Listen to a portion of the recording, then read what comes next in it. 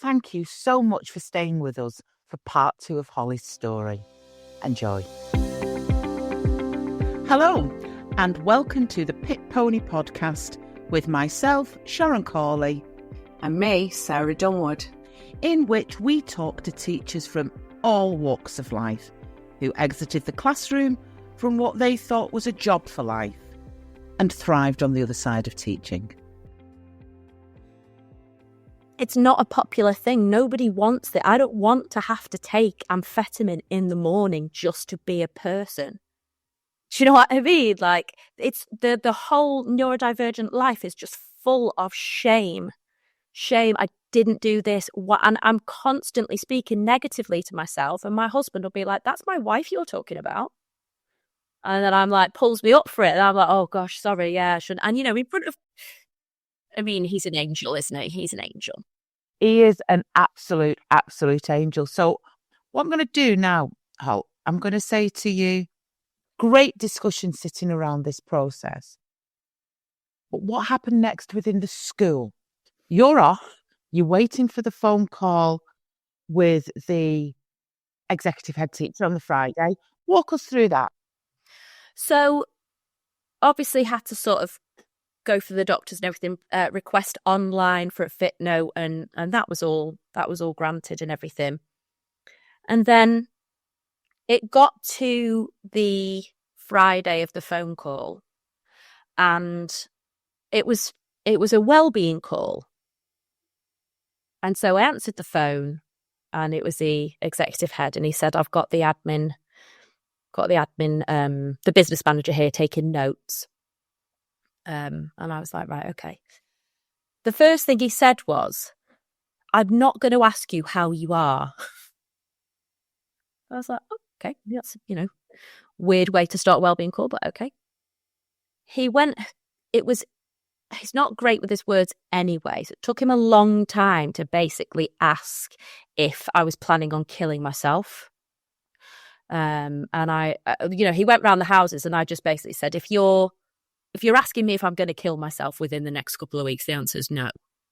Can I just stop you? Can I just stop you there, Hollie, before we go into this car crash of a phone call? Surely to God, that executive's head would have said, because I would have done it, I'm on a sticky wicket here with this woman. I don't know what I don't know, but she knows what she knows. Can somebody else do this call? Can somebody else get on this phone call and either model me for me or do it for me? Because at no point would he have got a textbook that starts with a welfare call going, I'm not going to ask you how you are. Unless he picked up the wrong book on how not to do a welfare call. Yeah, I don't know what his aim was in that. And he's too much of a controller to give that to someone else. And I don't think he even knew really that it was just a check-in to see how I was. Well, I didn't know, because as it then went on, he used that call to ask me he said HR want to know whether you've got proof of your diagnosis, whether it was done through the NHS, and whether you are officially classed as disabled. And I was like, so I said, well, if HR want to ask me, why don't they ask me? And he said, well, I don't know. I had a meeting with them and they asked me to ask you. And I was thinking, that's not true. And I said, well, first of all, I don't need a diagnosis to ask for adjustments. Second of all, I actually don't need to give you any paperwork. And third of all, yes, I am protected because I am classed as disabled because I have ADHD, and that's protected. So I ended up saying, I don't really understand why you're asking me this now, because this is a well-being. You're supposed to be asking how I am. You're basically accusing me of making up my disability during a call where you're supposed to be asking me how I am. Yeah, I said it. Because by that point, I'd had, 10 days out of the school, building myself back up and just thinking, I can't believe what just happened to me. And then this call came and I was ready for it. And I thought, so my sister said to me, she said, if a member of my team's gone off, been signed off, they tell me when their wellbeing call is. And if they don't want me to do it, I'll get someone who they're comfortable with. But she said, the only questions I ever ask them are, how are you? You know, tell me honestly, is there anything I can do to help you get back to work? And then if there's not, it's just, right, well, you stay off until you're ready. And then they know that there's permission to heal before they come back. And one thing you did say was, we're going to put a referral into occupational health. And I said, brilliant, thank you. That would be great. When the referral actually came through and I saw the paperwork, they lied on the referral as well. They'd said on the referral that I had told them I had ADHD, but I'd never shown them any proof. That I had walked out of school without telling anybody, and that they just wanted to support me to get back. And I just thought, that's a lie. Well, that's obviously a lie. And I'd said that to him. I said, "Oh, I've just had the referral through, but that's not true, is it? What you've written on the referral? I didn't walk out without telling anybody. I'm not off because I can't remember what they'd put, but I basically just said, you've lied on that form because that's not what happened." And then he said, "Well, that's what the head teacher told me happened." And I was thinking, "Oh, and is that all that counts then? Because this is actually what happened." And I told him what really happened. And it just made me think. And this is on your well-being call? This is all on my well-being call. So by the time you put that phone down, you're zen. Oh my gosh, I was. You know what I mean? I was shaking again. Kind of been through the roof.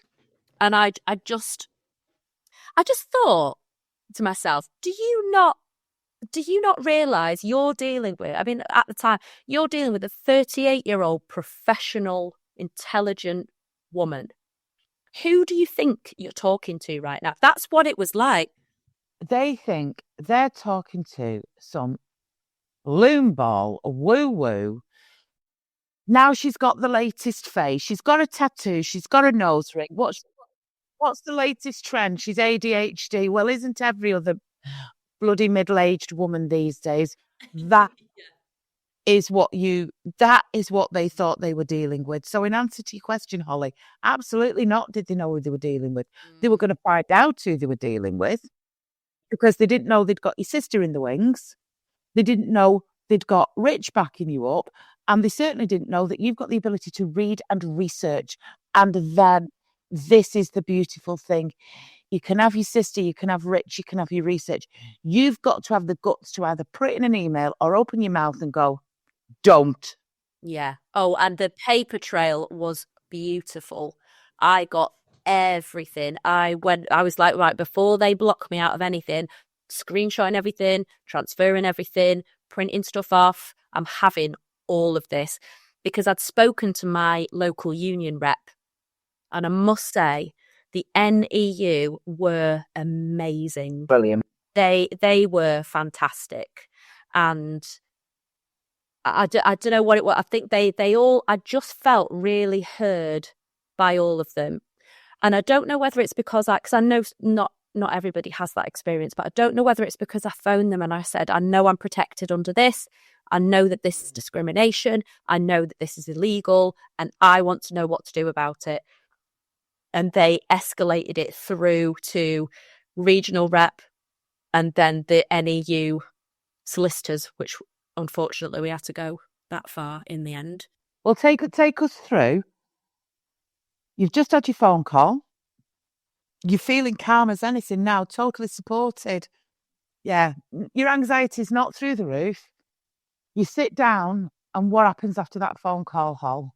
It took me a while to process. Do you know, it was almost funny. It almost made me think, because I don't know about you, Sarah, but I always feel like I must be making it up.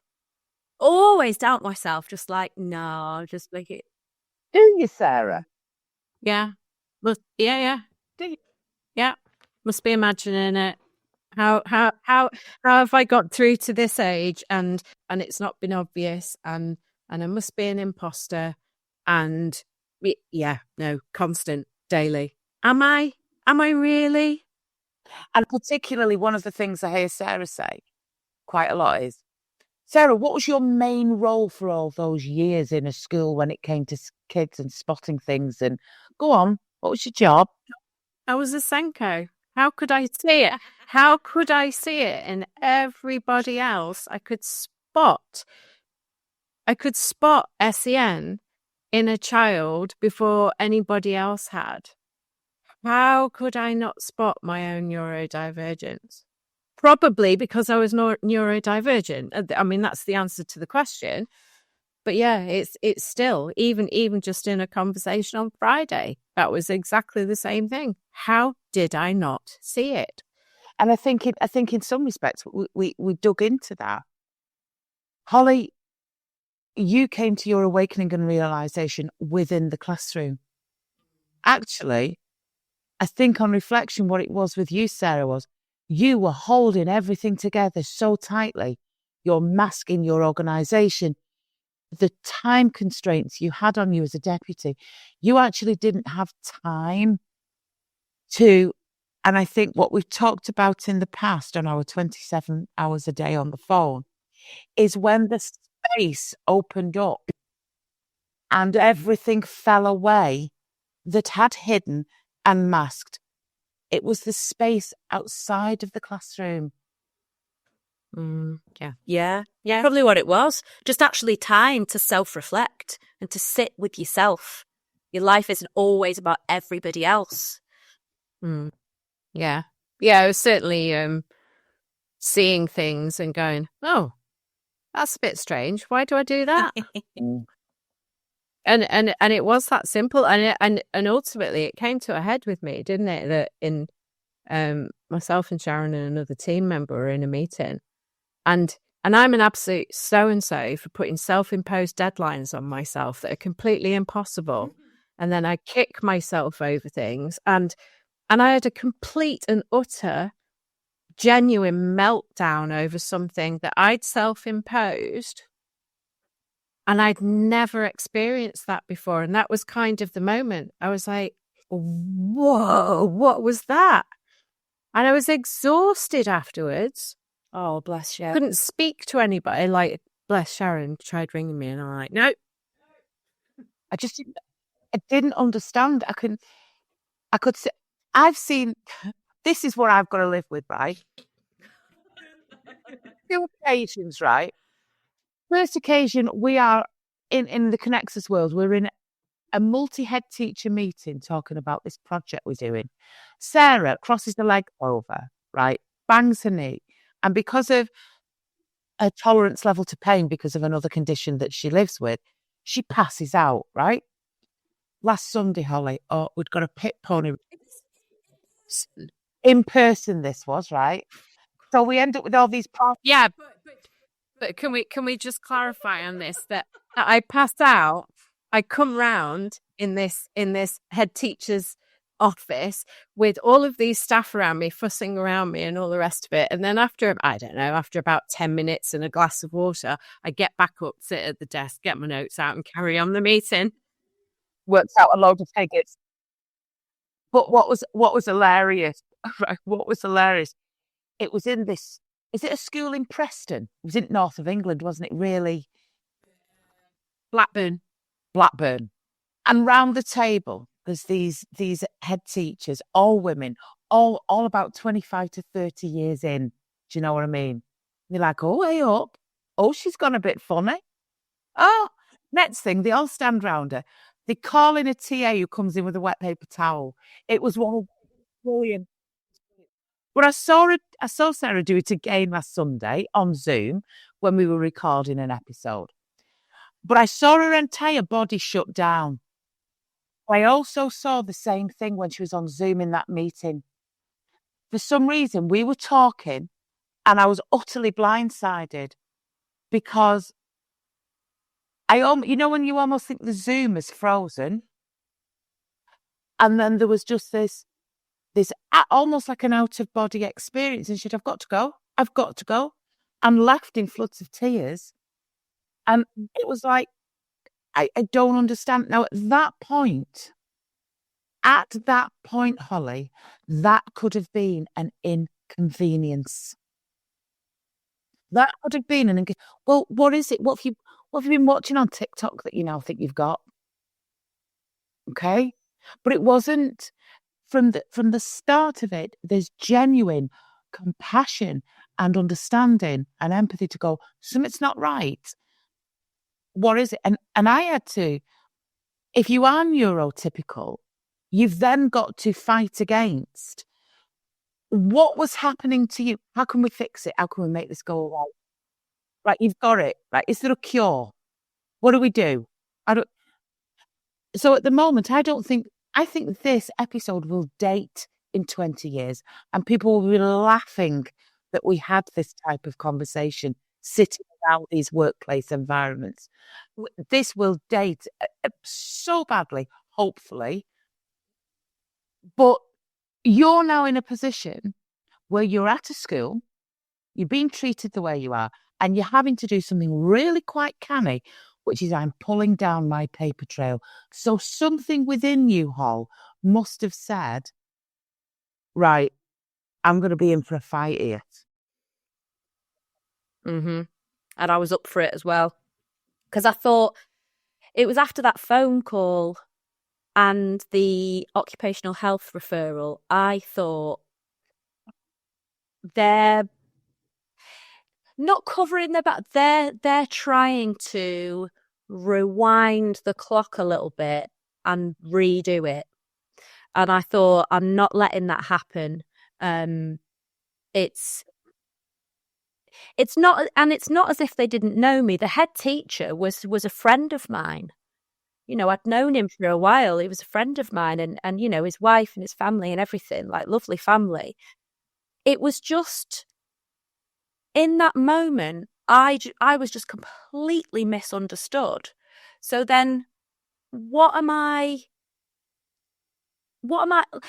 There's no way that I can go in there then. So what I'm thinking is, we've had this conversation, like, you know, executive head teachers made a complete balls up of the wellbeing call. He's telling me HR want to ask me all these questions. So the thing I do once I'm off that call is I email HR. And obviously I'm emailing. I'm not phoning anyone. I'm emailing. I wrote down all the notes from the conversation of the wellbeing call. Got straight onto HR and said, look, this has just been my wellbeing call. And apparently you want to know about this, and this. You know, you want to see my proof of diagnosis. You want to know that it was done through the NHS, and you want to know if I'm protected under the Equalities Act. So I got straight onto HR and I was like, right, if this is what you want to know, why don't you just ask me? Why are you going through the executive head teacher? Because I knew it was a lie. And because this executive head teacher had done that sort of thing before. So in my first maybe couple of weeks at the school, he came in and he said, oh, the cleaners phoned me last night saying that your room wasn't very tidy. And I was just thinking, well, I will always make friends. I will always make friends with the cleaners, and I know their names and I know their kids and everything. So I would be. And I know no cleaner's got the guts to phone a head teacher. And I know that the cleaners think you're a bit of a knob. Yes. So there's no way they're going. But so what had happened was he thought that my room was a mess, which it probably was because I'm a messy person, messy brain, messy person. And I knew that he was trying to tell me that, but putting the cleaners in the firing line instead. So obviously I said to the girl, oh, I'm so sorry it was such a mess. And she was just like, we don't mind. You're a teacher. You've got enough to do. That's our job. We'll sort that. And I said, I knew that. So I knew that he was doing the same thing again. So I got straight onto HR and said, look, this is what's just happened. If you want to know all this, why don't you just ask me? HR emailed back and said, the purpose of a wellbeing call is to check your wellbeing. I had a meeting with the executive head and gave him some suggestions of things that he might want to talk to you about. But, I haven't asked him to ask you anything. He must have then gone off and emailed the executive head, because the next email I got off him is the executive head will no longer contact you anymore, and it'll go through your union. It's like a classic case of triangulation, isn't it? Sharon and I were talking about this week, of bringing somebody else in to either deflect or amplify your position, and it happens so often. And unless you're savvy and go, yeah, no, that didn't happen, or there's no way that they would have done that. It's easy then to get sucked into it. But, it's cosmic playground tactics. I don't like you, and Jane Smith doesn't like you either, and she was telling me that, shut. Or it's weak leadership that goes, the cleaners have told me that I need to tell you off. Actually, Holly, I was walking past your room last night. If we leave the room in that state every night, it takes the cleaners 20 minutes longer than it does every other room. Can we have a talk?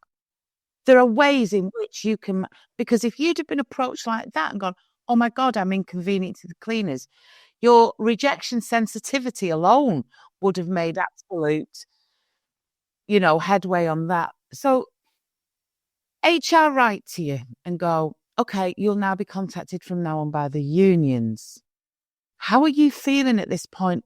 Do you know the writing's on the wall at this stage? Yeah, so I think at that point, I was like, well, I've pretty much been refused workplace adjustments, like these easy, reasonable adjustments that I've asked for. I've put my foot down about this call, about when I'm ready for it. When the call does come, they're accusing me of making up that I've got ADHD.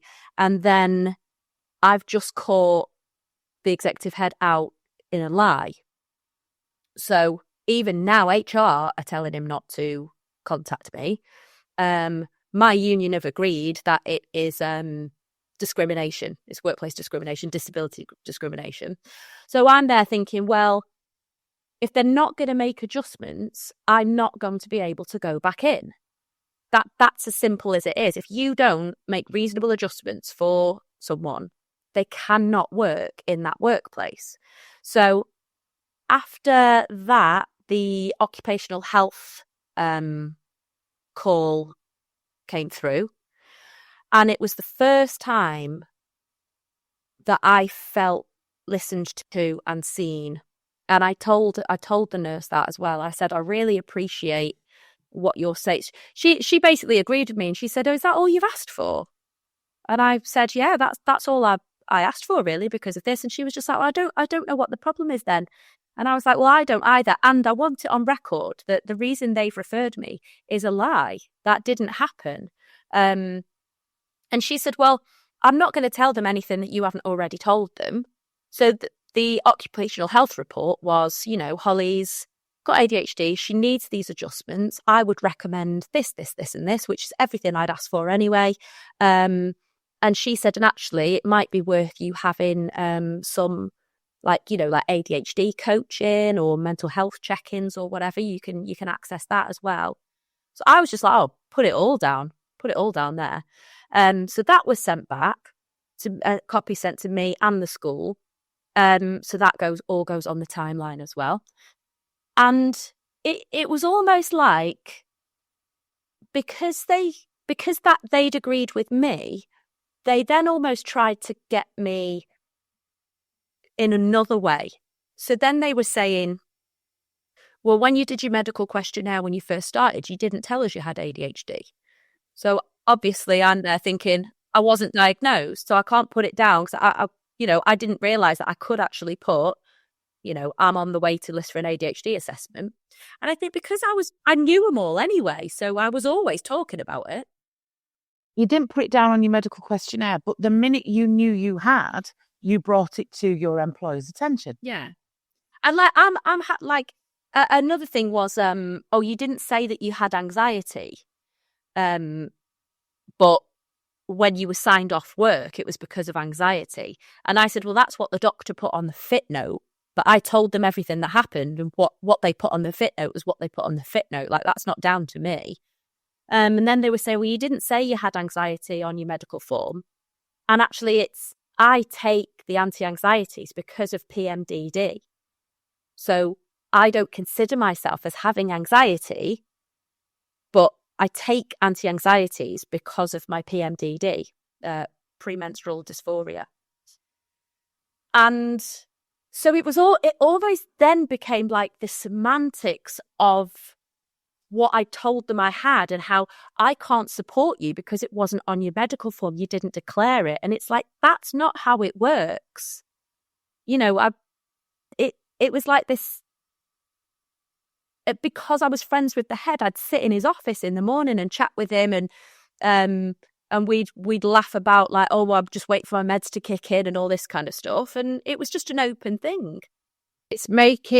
There's a difference, isn't there, between deliberately not declaring something and something that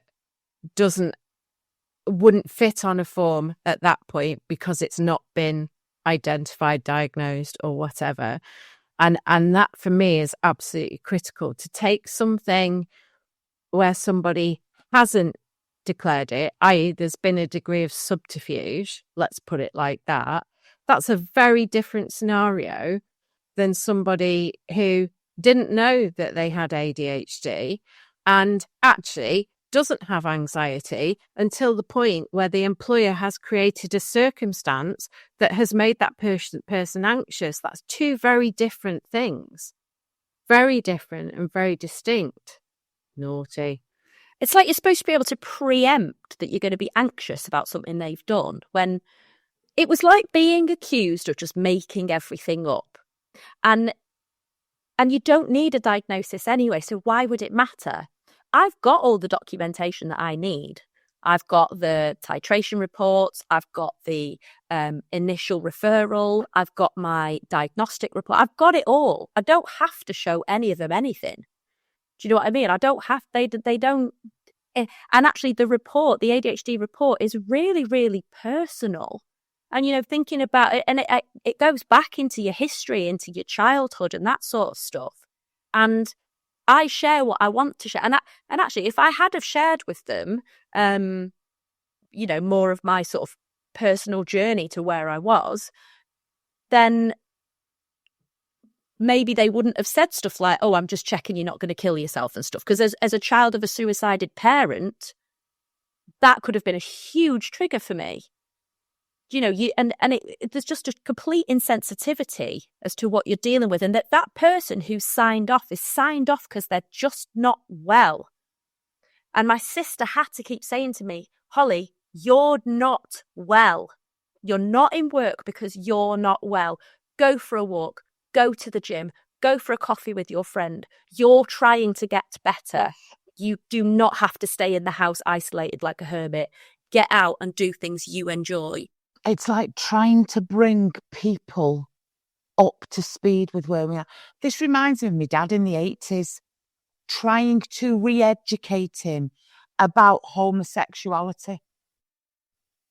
It really was. And then sometimes he'd try and he'd get it wrong. And then sometimes he'd default to this absolute ignorance about what was going on here, because it was a lack of intelligence. It was a lack of understanding. It was upbringing. There was a disbelief. And I think, bearing in mind, we're not talking about something that happened to you 5 or 6 years ago. This happened within the last 2 years. Right, okay. So where are we when it comes to unions now get involved? You're set at home. What's the next stage? So the regional union rep was like, look, it seems like it's a bit late, but we really do have to go through the grievance procedure. The solicitor from the NEU got involved, and they were like, yeah, it's not, nothing's going to come out of it, but it's a box we have to tick, because they're going to say, did you lodge a grievance? So let's get that lodged now. So I think that would be my advice to people, would be lodge a grievance sooner, because then everything else can just happen quicker. So I had to, they helped me to write it and everything. So I had to sort of like send a letter saying, you know, this is an official grievance or whatever. And it was to the chair of governors. The chair of governors was kind of in the pocket of the executive head. So I knew that any reply I was getting from her was actually written by him and signed by her. I mean, obviously I have no proof for that, but just from knowing the workings of the school and the wording of the letters as well. So it went through a grievance procedure. And that was just bizarre. I've never that it's like the police policing themselves. I have no idea why that is a valid process at all. Because obviously we went through this thing. I went in for a meeting with them. Regional union rep met me there. I told them I'm not having that meeting at school. I want that meeting. And I, you know, I said I work, I said we have access to local council stuff, so we can go somewhere neutral. They booked it at the like the local cathedral that had meeting rooms and stuff that they had a link with, but I was fine with that. So went there, and they asked me a lot of stuff, and at one point I don't cry very often like in front of people, but it got quite personal, where they were saying, you know, what does teaching mean to you?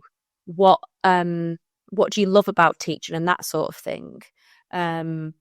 And it got me really, I don't know. And actually, that's when the union rep stepped in and said, I don't know why you're going down that road of questioning. Like, let's just stick to what built up to this point here.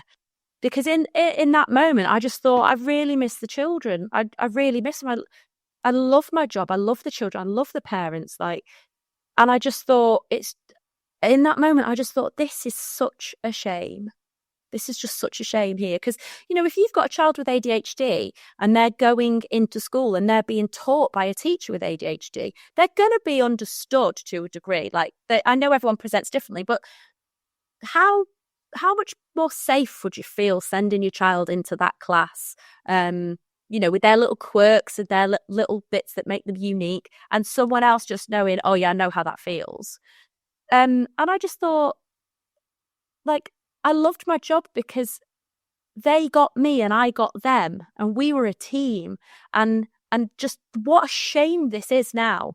Now that class have got a supply teacher, and then it's another person next week, and that's just going to be really, really bad for them. And it got me really, really upset. And I just thought, those poor children don't deserve any of this.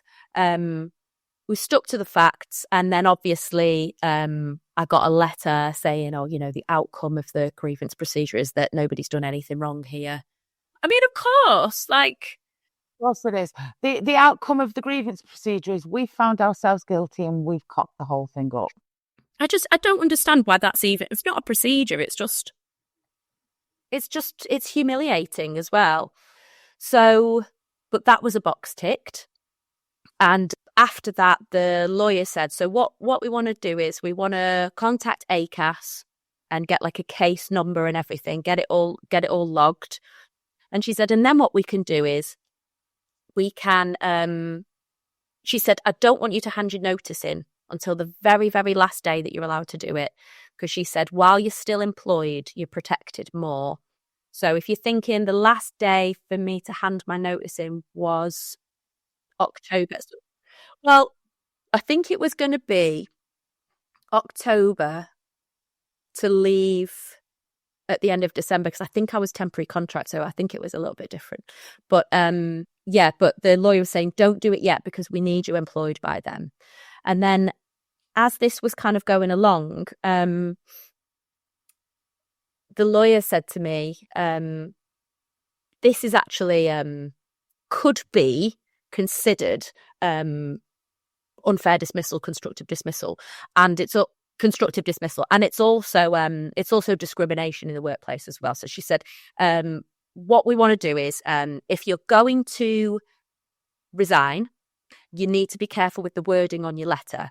So she said, write your letter and then I can advise you on it.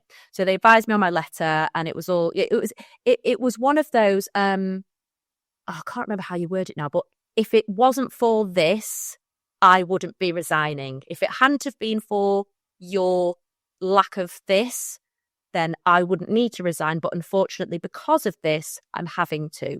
So it was a little bit like that. And so I handed that in. And then ACAS got on the phone to the school because they said, well, maybe we can reach an agreement. We can reach some kind of, it wasn't necessarily a settlement then, but I had to say what I wanted from it. I had to say what I wanted from this process. And I said, the first thing I want is for training for them. I want to know that this isn't going to happen to anybody else. I want them to understand, adult neurodivergence and how that feels and how important it is to make adjustments. I want to know that they're having training about their legal standing on these things and what their employees deserve. And I want money. I want you to give me money. So I was like, if now I'm going to change jobs, this has pretty much put me off teaching. This is my second attempt at going back into teaching, and it's not worked. So I'm not going to teach anymore. I can't do it. So therefore, you owe me my drop in my wage. You owe me my drop in my pension, and you owe me damages as well because of my mental health. So I went in like that. ACAS then said, well, we'll phone them and we'll see if we can get some sort of settlement kind of mediation on the go. And ACAS aren't supposed to talk to anybody that's actually involved in it. So it was supposed to be the chair of governors that would deal with that. But the executive head got on the phone to ACAS, but obviously he was part of the case. And he said to ACAS, no, we're not settling. We've not done anything wrong. We're not settling. Thank you very much. So when I was then talking through it during the grievance procedure, the chair of governors and some of the governors there had no idea that ACAS had tried to settle, that ACAS had tried to sort of start like mediation, because the executive head told them, no, I'm not doing that, and then put the phone down and didn't tell anybody else. Made a unilateral decision from an ego-based. Yeah. So actually, the governors would have been happy to kind of settle, sweep it under the carpet, go. But because of his ego and his pride, he actually, and illegally, took that decision when he knew he was part of the case and he shouldn't have been involved in that decision at all. He should have referred to the chair of governors.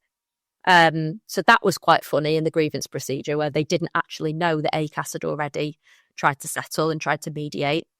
So after that, because he said he didn't want to settle, I was like, that's fine then, we'll go to employment tribunal, that's fine. In that time, I'd seen a job come up with the council for neurodiversity practitioner, and I thought, that is a bit of me, and that it felt like the right moment. So I was like, well, I'll put in for it. You never know, I'll put in for it. And I ended up having the interview just after I'd handed my notice in. And then that was a problem for the school as well, because they were trying to say, well, she'd already got this job. She already knew she was leaving, but that's not true. I'd applied for the job. My interview was after I'd handed my notice in, and then I was offered the job after that. So I was saying, no, like, that's not true. There's a paper trail of my application and everything. Just look at that. So they tried to say that I wasn't protected because I'd already put in for another job, which isn't true. And then I got the job, and I thought, yeah, do you know what? Let's go. Let's do employment tribunal then. And it almost felt like I wasn't just doing it for me. I was doing it for everyone else who's felt like this. Started my new job in the January, but obviously had to go in and get my stuff from school. So I didn't want to see the children because it just would have been too hard. While I was off, Nobody contacted me. I had one like best friend who worked there, and she kind of said like, I want to check in with you, but I also know that I'm not just a friend, I'm a colleague. So want to check in with you, but I don't want to talk about work like or whatever, but just how are you? A couple of the TAs had messaged me saying, we miss you. How are you? And we love you and all that kind of stuff, which was lovely. But it was almost like they'd been told not to contact me, because that wasn't the relationship that we'd had. If someone was off, there was always like a, oh my God, are you okay? The WhatsApp group thing went silent, and it just made me think there must be another one now that I'm not part of. A lot of that is part of constructive dismissal kind of thing, leaving you out of things. So I had to arrange to go in and get my stuff. So I had to talk to the executive head and or like through admin. And I said, I'll come in on the PD day. There's a PD day before the Christmas holidays. I'll come in then and I'll get my stuff. And they said, well, executive head says, do you want them to take it all down for you? Because I'd ended up when I got there, not really thinking about it as a reasonable adjustment, but I put up fairy lights and little lamps on the tables and stuff anyway. So I was like, well, I'm going to go and get all of that. And I said, no, don't touch my stuff. I'll go in and get it. And they said, oh, well, we've got some training in the morning, but maybe after that, come in at about 2:00. And I thought, 2:00, that's weird. And I thought, well, you know what, if everyone's around, I'll prepare myself and I'll go in and I'll just say hello and give everyone a hug or whatever. Well, when I got there, nobody was there apart from the executive head and the admin staff. So I used my ID card to beat myself in, went into the classroom, and everything had been stripped and dumped into a big box. And loads of the stuff that was mine was still there. I'd bought like pencil pots and water bottles for all the children and stuff because some of them couldn't afford them. So I was like, well, I'm taking it all. This is all mine. So I gathered my stuff. And then by the time I went to leave the building, my card wouldn't work. It wouldn't let me out. So in the time I'd beeped myself in, gone into there, seen that they'd shoved all my stuff into a box, and some of it was broken as well. They'd obviously just thrown it in. And gone to leave the building, they'd switched off all of my permissions. So I shouted through to the admin team, I am still employed here until the 31st of December. He'd obviously asked them to block it. So I gave her my ID card and I said, I'm still employed here until the 31st, and gave that to her. And then she let me out. I took my stuff, and it really did feel like a huge weight. But what had actually happened was, when I spoke to my friend, was that at the end of the training of the PD day, he'd told them all to go home. He'd said, go and have some PPA time at home, go and spend time with your families, which was very unusual. And it was because he wanted to control who I was talking to. So when I spoke to my friend, she was like, we didn't know you were coming in. They just sent us all home. They told us to go home. And it was so that when I got there was no one there for me to see. So I didn't get to say goodbye to anyone. Obviously, they had a Christmas do. I knew nothing about it, wasn't invited. So it was all very kind of like, let's just pretend this hasn't happened. And even since then, a lot of the staff haven't contacted me. And I think I'm seen as, this is what happened with Hollie. And obviously, they've only got one side of the story, which is fine. I feel like you find out who your real friends are when stuff like that happens. I got enough mates. And so I think that felt like a weight off. And I could kind of move on a little bit. And as I was starting my new job, it was a completely different atmosphere. But what was happening with the case was that because the school I was working in were moving into a MAT, it changed who was responsible for the case. So that, yeah. Well, that's intriguing. That's intriguing. Okay. They're moving into a multi-academy trust. And they've said, well, now we're in this multi-academy trust, we'll use They're lawyers. We've sort of like, they've been enveloped by this huge, and it's a huge mat as well. It's huge at schools everywhere. They've been enveloped into that kind of fold. And they're saying, well, we've run this past our solicitors, and they're saying that we've not done anything wrong, and that actually, because we're now part of them, like almost like none of that really happened now. And it's not our responsibility. You can't come after us because we're now part of this mat, even though it happened before they joined. So they were saying, well, you'll have to take it up with the local council then. And I was saying, but it wasn't the local council that discriminated against me. It was you. But it kind of stood. Their stance stood there, and they were a super rich mat with their own lawyers and stuff who basically said, we're washing our hands of this and we're protecting them now. So they had been the first respondent on the case. They then became the second respondent, and the local council became the first respondent. The local council who I was still working for. And so I was having to say, is this going to affect my job?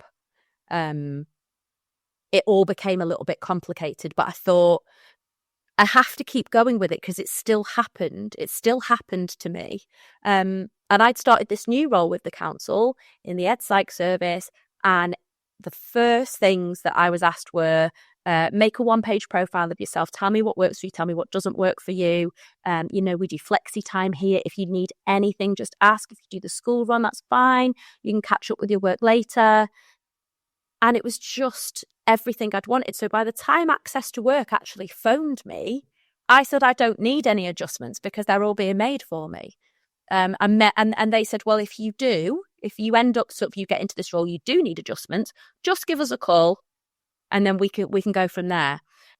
And so I was in this lovely position then of doing this lovely new job with a manager who really understood. It's neurodiversity based as well. It's still working with children. It's still working in schools with staff, parents. And I feel really celebrated for who I am and the way I work. Like never before, but still there's this case going on. And anytime anything happened with the case, anytime the solicitor would call me, the anxiety would rise up again. And so it was obvious that it was still with me. And even then, talking to my new manager, saying, I don't know how I'm going to feel when I go into schools. I don't know if it's going to be triggering. It wasn't in the end, but she was like, right, well, if you want me to come with you, if you need any help, honestly, I've wanted for nothing in my new job. And it just shows me there's a different world out there. And this is so common with our pit pony guests. It's like night and day. And actually, it makes it so much sadder in some respects. And it does amplify how poorly you were treated in the school. So this is going on. You're settling on. What's then happening with the case? It seemed like it was all kind of in hand then. Every now and then I'd get an email or a phone call from the solicitor saying, oh, we just need this bit of paperwork, or we need that, or can you clarify this? Or I've written this document, can you just read through it and check I've got everything right? Really, really supportive, really, really good. And we were building towards a tribunal. Now, one of the things that the solicitor had to do was she had to get a judge to sort of declare that, yes, I am classed as disabled and I should have been protected.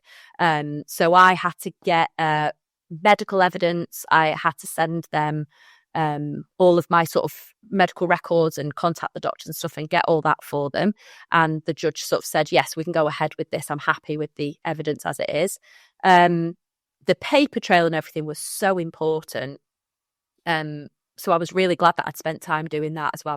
And while it was all fresh as well. So after any meeting, after any phone call, I was straight onto my Google Drive and updating everything. And it kind of ticked over to the point where I think it was going to be May this year, there was going to be an employment tribunal. As the school went into the MAT, which I think was February last year, and the council took over, the council, I think, kind of looked at all the evidence and thought, do you know what, rather than have to bring everybody in and all that, we should look at mediation again. We should look at settling again. Because what had happened was, which was quite funny, I have to look at the case that the school had made. And if you name anybody in your statement, your kind of your statement of what it is your problem is with them or your case, if you name anybody, they have to be prepared to come as a witness. And the people, there was one person in particular who was named in their rebuttal, reply, that kind of thing, who wasn't even there. One of the teachers who was quite close, let's say, to the head teacher. And she'd said that I'd had a KFC with them all before I'd left on the Friday. And I was thinking, I didn't have a KFC. Like, that's what? I was overwhelmed. I'd helped with the thing at playtime and I'd gone straight home. And I was just thinking, and then I thought, because they're close, he's put her into their reply so that she can come as a witness. And I thought, right, this is it then. This is it. This is what we're doing, is it? We're making stuff up now. And so I was talking to the solicitor and I was just saying, well, how can I prove that didn't happen? And she was like, in these cases, it's their word against yours. And that's all we can do. It's out of our hands. So as time kind of ticked on, and I think they kind of saw that I wasn't backing down, that I was willing to go all the way and go to the employment tribunal and everything, the solicitor said, do you want me to go back to ACAS and just offer them again a settlement? And I was like, yeah, I'd rather do that. And I said, except if they want me to sign an NDA, because I'd rather no money than sign an NDA. So she went back to them and they ended up coming up with a figure. It wasn't a lot. And the only thing on the documentation was that I can't tell anyone how much it was. So they didn't admit fault, because bearing in mind, this is the council now. So it wasn't them that were at fault, but they paid out a small amount and then that was that. And then it was over. And that was just before Christmas. So you're talking, it was over a year. Wow. And how are you? Oh, I'm good. Yeah, I'm good now. Yeah. Are you loving your job? Oh, I love my job. I've just been made permanent as well. So we were part of a pilot project. And this is the thing as well. So now my job isn't just supporting neurodivergent students. It's talking to their families. It's talking to the SENDCOs. It's talking to the teachers and how overwhelmed they're feeling. And then I go around and I do staff CPD and training about supporting neurodivergent students. And I always say, consider your own neurodivergence. This is what you're entitled to. You know, this is what, you know, your employer has a responsibility. And I must admit, there's been one school that have asked me not to come back. Okay. Because I did a mental health survey with their staff. They said they felt blindsided by it. And I was just thinking, if you're blindsided by your staff being honest about their mental health, that's why we do these surveys. So it's very, very interesting. But now I get to tell them, you will never take the autism, the ADHD out of that child. They don't need to change. And anytime I work with a child, I always say, I'm not here to change you. You're amazing exactly as you are. I'm here to change the understanding and the environment around you. You know, there's even adults. There was a woman on our work stream as part of our jobs, and she was told the other day that she was suffering with autism. And she said, it's not autism that makes me suffer. It's you lot. It's the neuro, like society is designed for neurotypical people. It's not, it's like saying I suffer from ADHD. It doesn't make me suffer. It's the fact that everybody expects me to work in a certain way that makes it feel like I'm suffering. When me and Jamie were shopping for his car, and he'd done something and he trundled off, and I just smiled and I said to the car salesman, that'll be his autism. And he went, oh, love, I didn't know. I'm sorry. I'm sorry, love, I didn't know. Christ alive. create a Just Giving page for him. But Holly, you've stepped into the world of raising awareness. You work closely with us at Connects Us at our conference for the National Tutors Conference. Second year on the roll, we want you delivering a workshop. And you've also formed a Facebook group for educators. Tell us a little bit about your Facebook group and what goes on there. So I think from my experience and then from going round schools, it's really obvious that actually, like Sarah said, you don't have time necessarily to self-reflect because you're so busy spinning plates and everything that sometimes when I go into a school and I start talking about it, they start reflecting on the children in their class and like, oh, so-and-so does that. Actually, now it's made me think about so-and-so. And by the end of the training, they're reflecting on themselves. And so time and time again, I've spoken to educators, tutors, support staff, HILTers, teachers, SLT, head teachers, governors, that in education, they've started to consider their own neurodivergence and they haven't got a clue that they're entitled to all these things, that there's a government fund to pay for things if they need them, that there's, that they're not going to be the only one, and that there's a possibility that they're being discriminated against, to know what ableism is, to even know what they might want adjusting, to even know how they feel, what their needs are. So I thought, I'm going to start a group. Obviously, been a member of the Life After Teaching since 2020, I think since early 2020. And I just thought a lot of the stuff that people were saying on there can often be because there's possible neurodivergence that they've not tapped into. So I thought, well, I'll start a group. And then it's become this thing where someone can say, oh, I know I'm struggling. I'm pretty sure I'm autistic. Do I need a diagnosis to ask for this? Or, my fellow ADHDers, what adjustments have you found that really help you? I mainly just share memes. Okay, but we'll drop a link to your group. We'll drop a link to the group down in the show notes. What's it called, Holly? It's called the Neurodivergent Educators Support Group. Perfect. Right.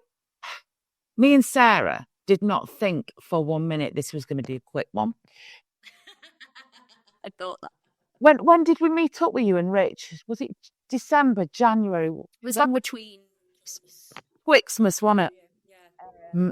And we had a fabulous time, and you are so special to us both as friends, and ex-colleagues, all the whole shebang. You're just glorious. So tell us, Holly, as we come to the end of the Ben-Hur episode or the Spartacus episode of this epic that we've got. I know it's going to be a 3-parter, I can tell you that already. Talk to us about your sliding doors moment since you've left the coast. What are your thoughts on that one? Yeah, well, I mean, there's all sorts of stuff that goes on, like not just like dropping the children off at school and being able to do this, that, whatever. But I think the main one for me was end of November just gone. I'm working from home. I was about to go on a school visit to a school in the middle of nowhere, and I got a phone call from the school of my 2 eldest. And they said to me, Ezra, my middle one, is really complaining that he's in pain. And he's saying it's the same thing that happened to him in the summer when he was in Scotland, which was when he had a partial torsion of his testicles where they'd kind of twisted, but then by the time he got to the hospital, they twisted back. And so he was okay. But he'd recognised this pain in himself. And they phoned me and they said, he's not told me what it is. He just wants you to know it's the same thing happened in Scotland, but it's worse. So I was like, right, okay, I'll be there. Now, I managed to speak to Rich, who was at work. He's a tattooist. He just finished tattooing. And I was like, are you on your way back? Can you pick up Ezra and get him to A&E? And he was like, yeah, no problem. He was there, got him to A&E in 7 minutes. All I had to do was say to the admin of our team at EPS, can you please phone this school and tell them I'm not coming? This is what's happened. She was like, awesome, go for it. Like, let me know how it goes. Don't worry about anything. Off I went to the hospital. He was already there. And it turns out he'd needed emergency surgery. So within 2 hours, he was in emergency surgery. If I'd have been teaching, that phone call would have had to have gone to the office. The office I would have had to go and find the head and say, I need some time. And so time is of the essence with that. He had a full testicular torsion, and anything more than 4 hours, and at least one of them would have to be removed. So Ezra could actually be infertile if I'd have still been teaching. And it just made me think, I'm allowed to drop everything at work and do what I need to do. It's like, my managers know I'm mum first. That's what I do. And it I just wouldn't have been able to do that. There was a time when I was teaching, and they thought that Caleb, my eldest, had broken his arm, and I went out and said he's fallen over during PE practice, and they think he's broken his arm. I need to. The teachers have already taken him to A&E. I need to go and get him. And I remember the executive head just looking at his watch, going, "I suppose you'll have to go then, won't you?" And I was like, "Yeah, I will." So just to be there with him, I'd never seen someone in so much pain. It was like watching someone in labour. It was awful. So yeah, they came, knocked him out, straight into surgery, absolutely fine. And I was there for the whole thing, and I didn't worry at all what was happening the next day, day after. Yeah, and he's had 6 weeks of recovery. And I've been able to, like, my manager's just gone, just cancel everything, block everything out, do what you need to do. Like, nothing is more important than you being there for him. I don't think I've ever heard that from a teacher. But it is how the world of work works, because it's what we do. It's, if you listen to the previous episodes, it's what happens in the real world. I don't know if it's the NHS, the police, teaching, whatever, but it does happen. And yours is a journey and a half. And I think, if you think about it, you're about to go on and still serve and do all the things. You're still in touch. You're still having that impact on kids. You're still helping people realise their awareness of this wonderful, wonderful biodiverse, neurodiverse world that we live in. And it's always, Hollie, an absolute pleasure to spend time with you. And I'm sure Sarah's going to want to extend a thanks, because you and Rich hold such a place in our hearts. You really do. I love you guys. I love you guys so much. Sharon's basking in it, going, give me more, give me more. So Sarah sat here cringing because she doesn't know how to take love. That's fundamentally what's happening here, but we do love you, and I love you very much. So thanks, Hollie. We'll drop all of your links, and if people want to see you in July 2025, you'll be with us at Chesford Grange in Kenilworth. So cannot wait for that. Oh, beautiful. Can't wait. I'm already looking forward to it. Just the food. Oh, always the food. And the atmosphere. Oh, sorry, I know I'm going on, but the atmosphere was just on point. It was just great. Oh, brilliant. Brilliant. It is, and that's the National Tutors Conference 2025. Come and meet your friends. So, Hollie, thank you. And from everybody at Pit Pony, and particularly on behalf of our listeners, thank you very much. Hello. Is it any wonder she's in our life? But she's another one who's like a triple shot of coffee. Love it. She is, isn't she? And she's been amazing. She's been amazing in every single aspect of every touch point with her. And when I was listening to her talk, and I was thinking, this is such an important episode for the ND community to listen to, and ND parents. No, this is an episode everybody needs to listen to. Yeah, and I think it's interesting because in between recording this bit, I've had a quick doom scroll on Facebook, like you do, and I've come across a post in our group where somebody was talking about their environment not being psychologically safe. And that really resonated with me, with Hollie, about everything that was going on meaning that and I think we don't talk about that often enough, about feeling secure in our heads. And there's a lot of conversation in the group about the physical risks in school now, kids being, higher challenge, higher needs, all of that sort of stuff. But I don't think we talk often enough about being psychologically safe in the workplace. And when you are psychologically safe in the workplace, you can see it from the way other people describe it. And it's easy from the outside looking in to go, whoa, I wouldn't put up with that now, but I would have done 10 years ago. I thought that was really interesting. There's a massive parallel for me, the more we've gone into these episodes, in terms of how far we've come about being psychologically safe in your own home.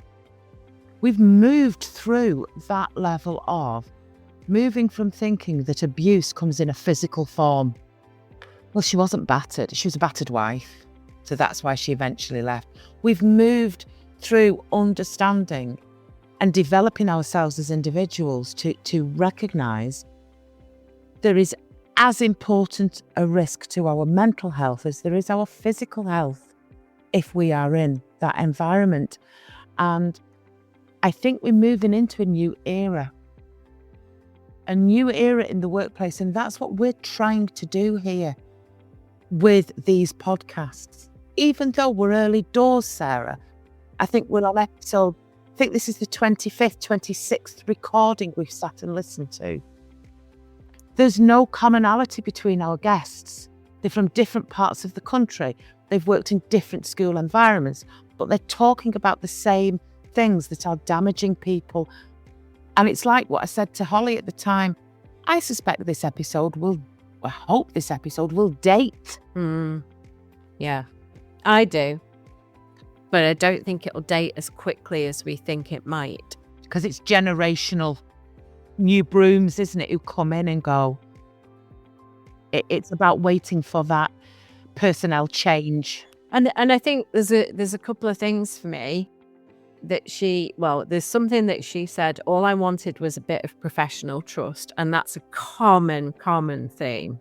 And that goes back to where I've previously discussed this whole thing about forcing people to teach in a particular way with a particular slide templates and all that. It does my head in. But I wrote at one point, because it came up in our group again in a comment somewhere, this is a world where well-being policies have sections about capability and support plans, because there was a comment in the group a few weeks back where somebody said they'd been given their well-being policy when they were struggling, and when they read it, there was a whole section. It was Amy McDonald who talked about it on the podcast as well. Yeah. But there was somebody else commented in the group similarly that how do you talk about informal support and capability in a policy that's supposed to be support? It's nonsense. It's utter nonsense. It's totally counterproductive. It's disabling the very thing that you are trying to do. I don't know enough about Hollie, but I think if they'd have swapped out the executive head and somebody who was dealing with her from the get-go suddenly went, this guy's getting this really, really wrong. Right, stop. Let's build a team around Hollie. Let's make that first well-being call right. Because we understand a good HR department would have nipped that in the bud, because they would have been able to say, we can see what's coming over the hill. I think the interesting thing for me, knowing Hollie as we know her, is that Hollie is not somebody who will accept an injustice. She just won't. If she's entitled to something, she knows what she's entitled to. She knows her rights, and she will challenge, and she'll do it appropriately, but she'll challenge. And I don't know whether this happens to men, because I'm not one, but there's something for me as well about when women challenge about it being seen as aggressive, attacking, all, and there's, I think I've mentioned this before and I wish I could find it, but I've seen a meme where it kind of goes, if it's a list of things, men's behaviors in the workplace, and then what that would be translated to if it was a woman doing it. So, speaks their mind, speaks the truth. That's speaking with clarity and being assertive. But for a woman, it's being aggressive. And I think that's probably a little bit of what caused Hollie's situation to escalate to where it did, is that there would have been a perception about Hollie's actions, and I don't want to use the word behavior.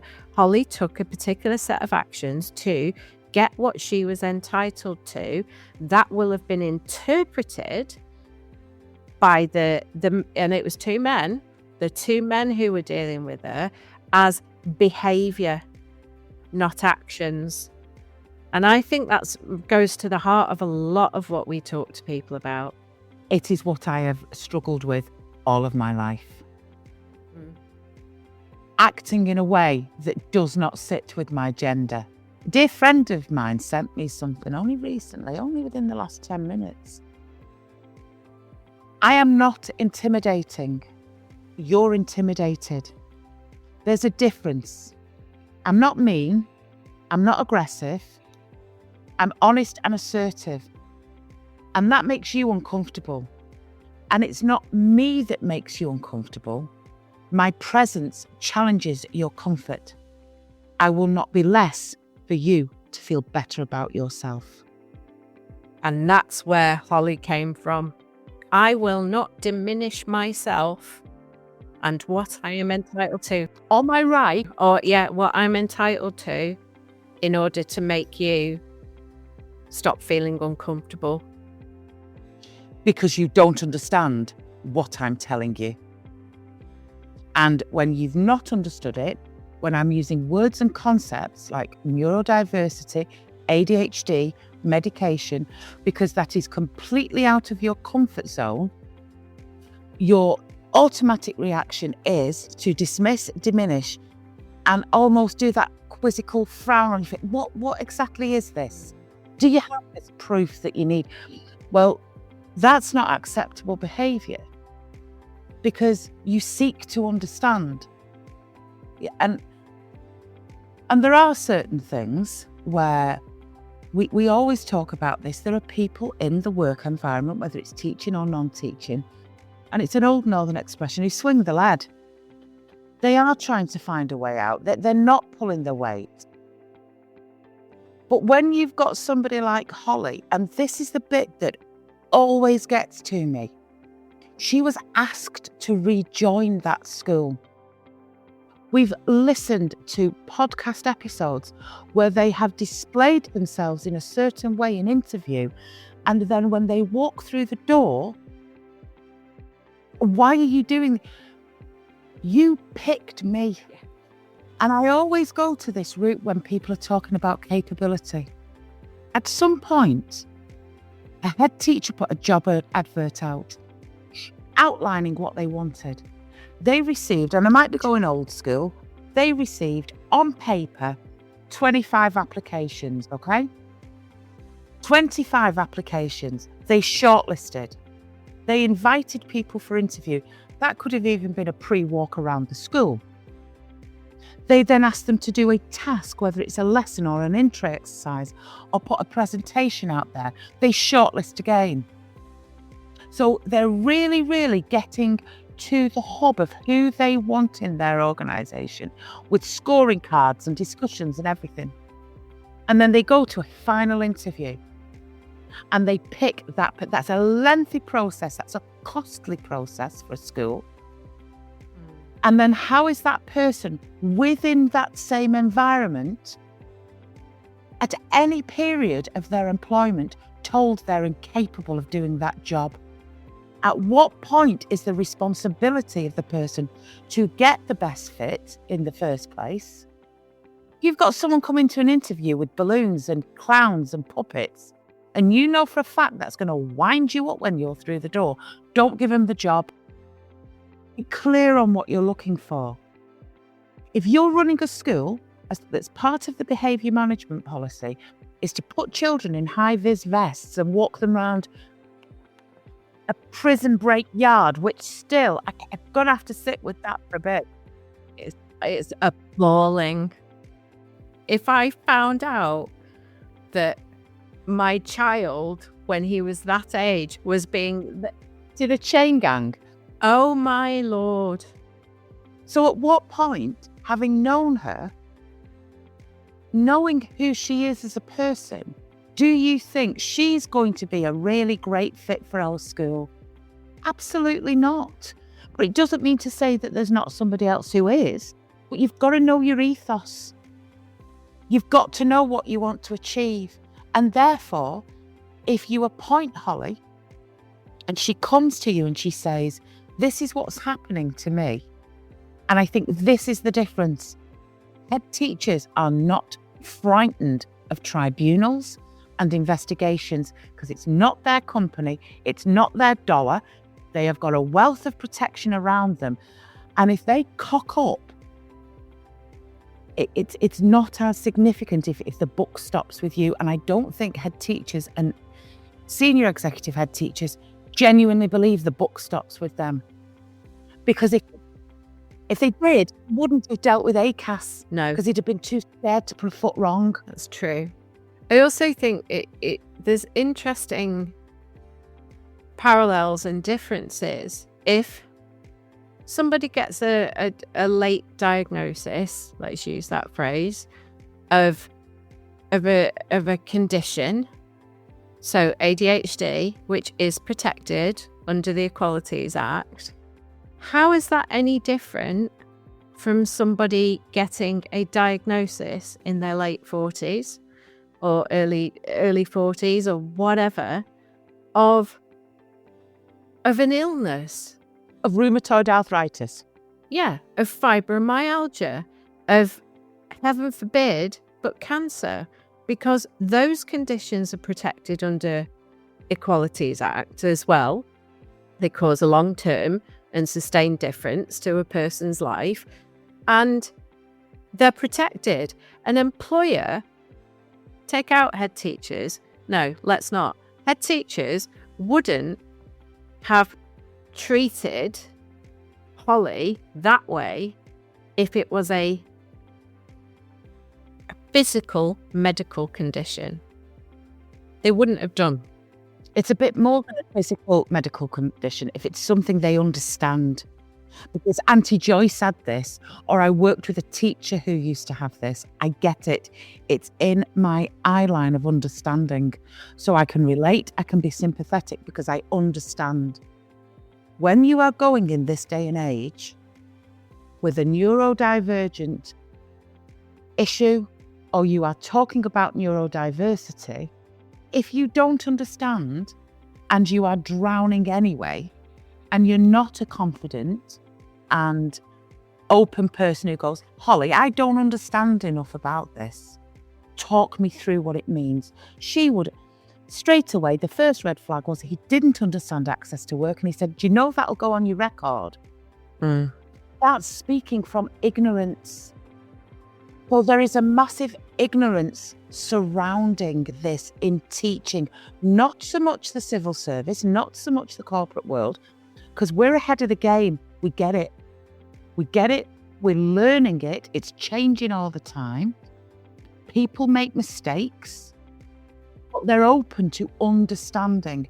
If you're shut down based on somebody's ignorance and then gaslit into making you feel that what you've got isn't genuine, isn't real, the non-Hollies of this world will fold and continue masking and become really, really unwell. I went out for lunch a couple of weeks ago with somebody who works in our business park, and she works for a big government organisation. And I started talking to her because I'd known her years from school. And I said to her very, very clumsily, mate, have you not looked down the route of ADHD? And she went, yeah, but I don't say anything at work. I can't. I'd get in so much trouble. And I stopped the conversation with her because I felt I told you about it at the time, didn't I? Because it's shrouded in ignorance. So episodes like what we've just recorded, and then you have a responsibility to seek to understand what is happening here. And actually, it was happening under the roof in my own home. That I'd raised a child for 22 years who was so autistic, it was almost unbelievable. And since we've understood, we've learned, our relationship is unrecognisable and glorious, and absolutely glorious, because once you realise you have got members of the ND world working with you, you are so gifted. Because she talked as well about assessing whether you are with, what problems it brings to you, what can you not do, and flip it, what can you do? And I think that was a major breakthrough. I don't like using the expression it's your superpower because I think that's a bit twee. It diminishes it. It underplays the impact that it can have on you as an individual. I'm speaking personally, because where I'm at, my traits allow me to do certain things very, very, very well. Very well. And let's just stick with very well. Extraordinary well.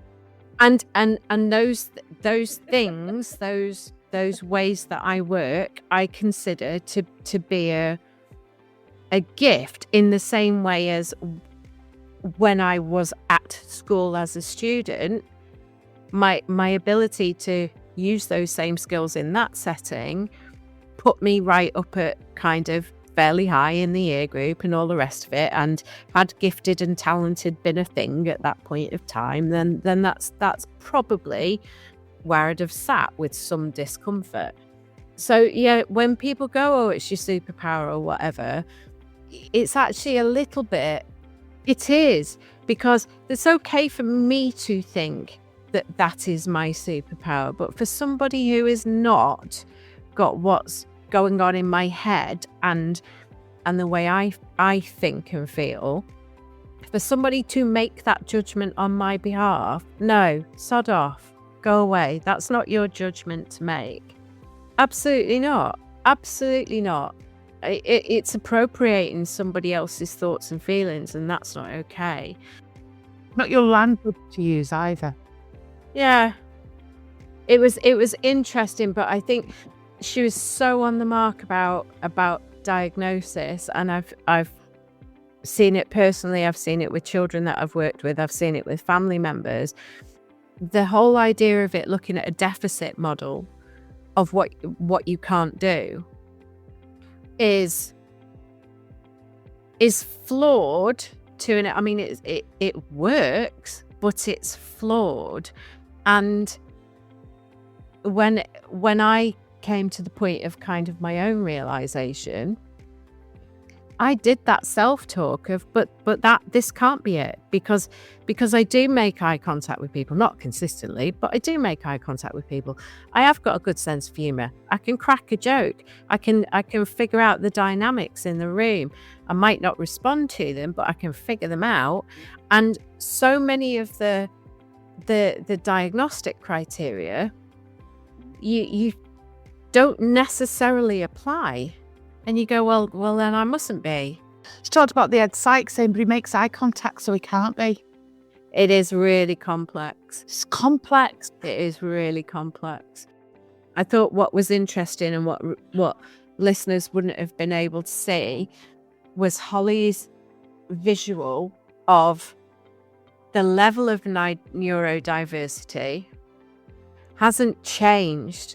It's the amount of people that are being diagnosed and identified that is catching up with the level of actual neurodiversity that exists. And that's something you see it on the more toxic elements of social media, where people go, well, when I was at school in the 70s, neurodiversity didn't exist, ADHD didn't exist, this didn't exist. Yeah, it did, but there was no name for it. Nobody had figured it out. Nobody had come up with a diagnostic tool for it.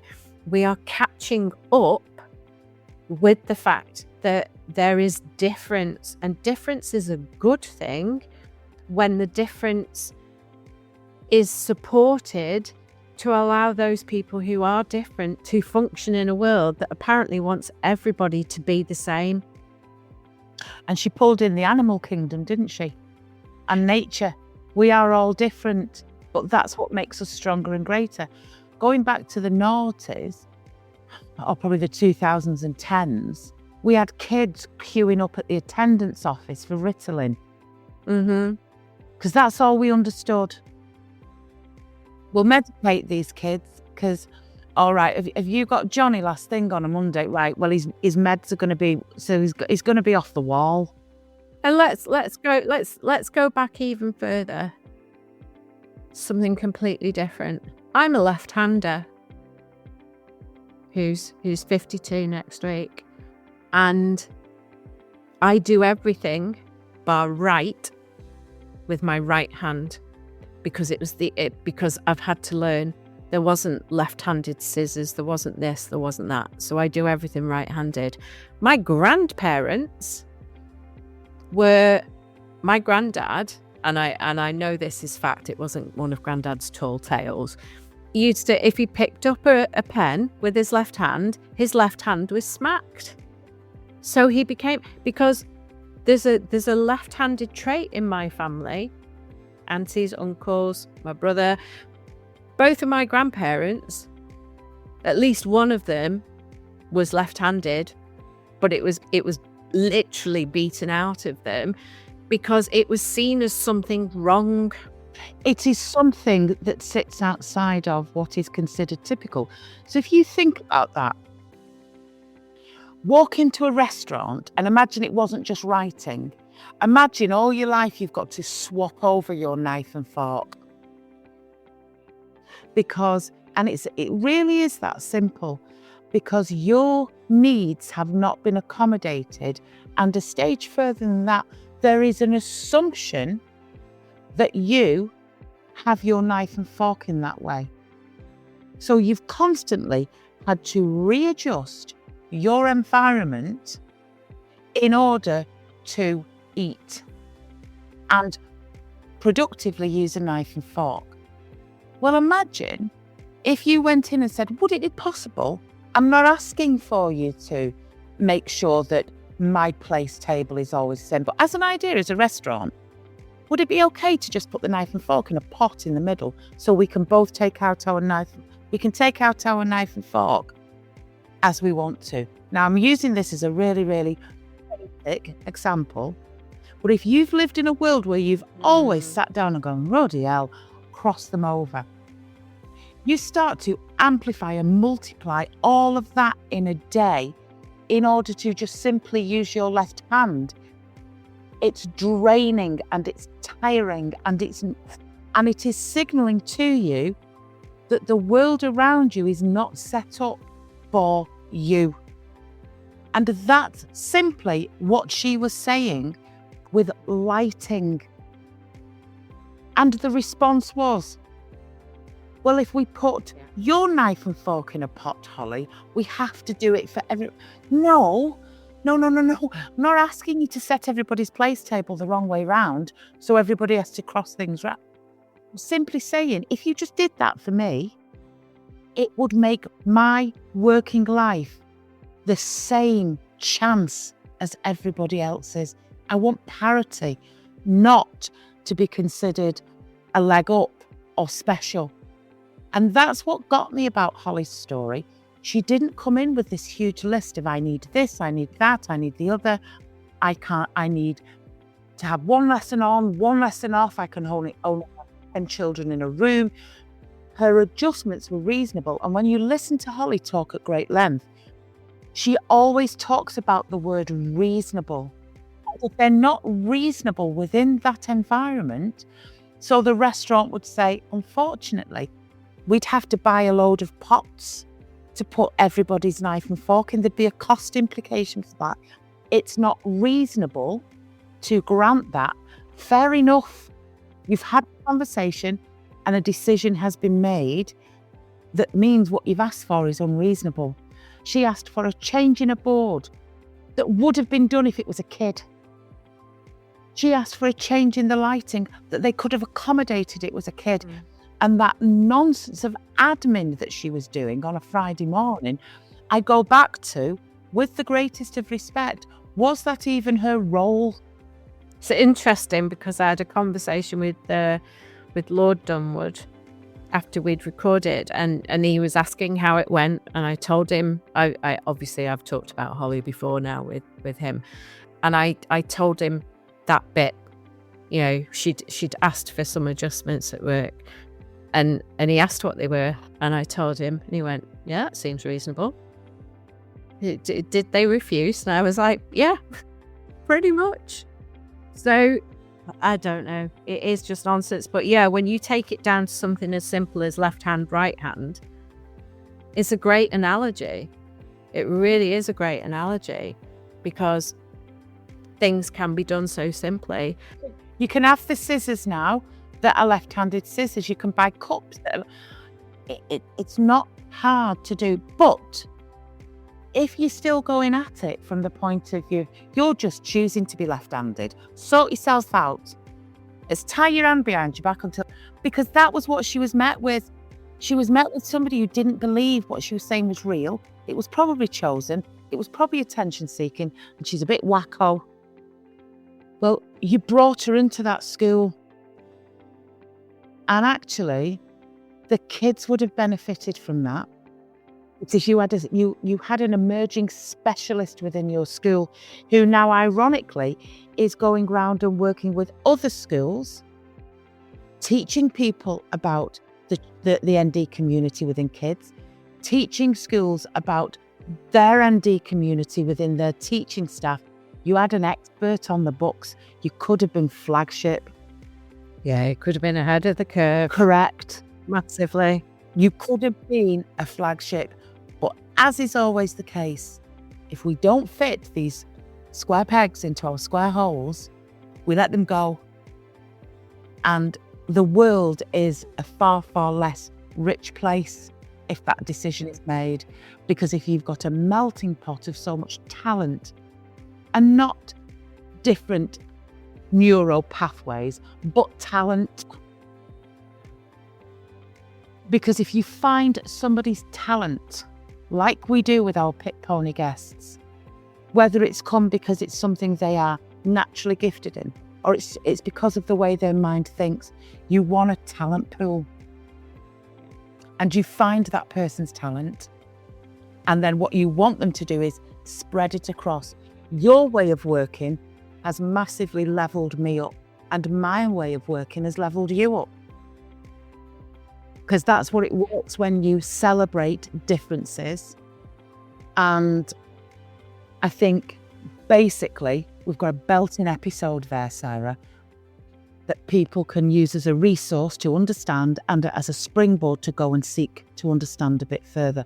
Because there's one thing I'll tell you, this isn't going away, because it's not something that's been invented at the same time as Instagram.